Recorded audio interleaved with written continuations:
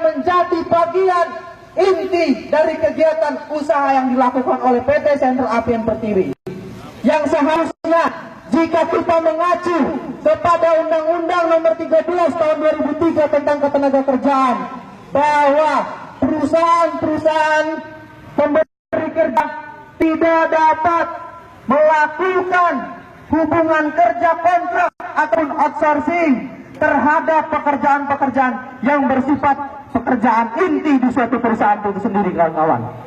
Tapi nyata-nyatanya di PT Sentral Apian Pertiwi Katubung Lampung Selatan, kawan kita yang bekerja sebagai operator, bekerja sebagai caretaker, dan usaha produksi lainnya yang berkaitan dengan produksi inti perusahaan masih dipekerjakan sebagai pekerja dengan status tenaga kerja outsourcing, kawan-kawan. Ini adalah bagian dari penghinaan terhadap Undang-Undang Ketenagakerjaan. Ini adalah bagian dari penghinaan kepada kami kaum pekerja yang seolah-olah merasa dibodohi akan hal-hal yang seperti ini, kawan-kawanku. Ditambah lagi hak-hak normatif kawan-kawan sebagai pekerja juga masih banyak yang kerap diabaikan oleh perusahaan, kawan-kawan.